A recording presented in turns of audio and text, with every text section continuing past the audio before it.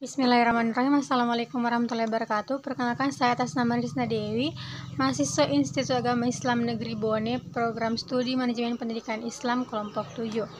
Dalam video kali ini saya akan membahas tentang materi kelompok 6 dengan judul perumusan visi, misi, dan tujuan perencanaan pendidikan. Langsung saja kita simak videonya.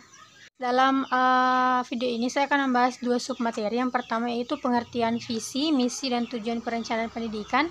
Lalu yang kedua, bagaimana proses perumusan visi, misi, dan tujuan perencanaan pendidikan.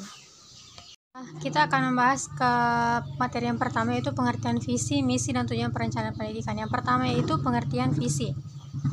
Visi adalah sebuah kata yang berasal dari kata Inggris yang berarti pandangan, dan hal ini sangat berkaitan dengan suatu rencana yang akan disusun untuk melaksanakan suatu pekerjaan yang sifatnya umum.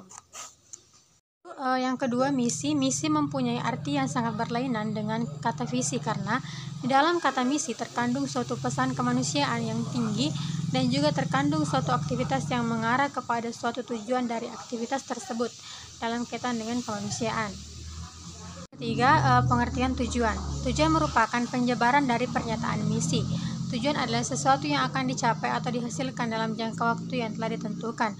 Penetapan tujuan pada umumnya didasarkan pada faktor-faktor kunci keberhasilan yang dilakukan setelah penetapan visi dan misi. Submateri yang kedua yaitu bagaimana proses perumusan visi.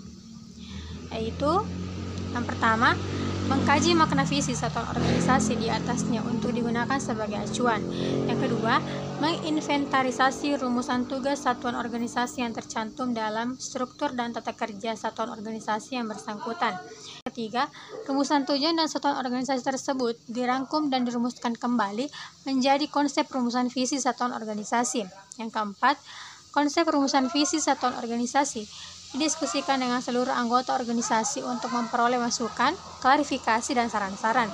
Lalu yang terakhir, rumusan visi satuan organisasi dikomunikasikan dengan seluruh stakeholder guna memperoleh penyempurnaan setelah menjadi kesepakatan ditetapkan dengan keputusan pimpinan satuan. Kedua itu bagaimana proses perumusan misi. Yang pertama, mereview atau meninjau kembali masalah yang dihadapi baik internal maupun eksternal.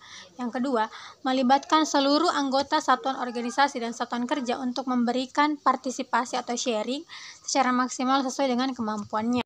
Yang ketiga, menumbuhkan sikap rasa memiliki mengenai misi yang akan dirumuskan bersama.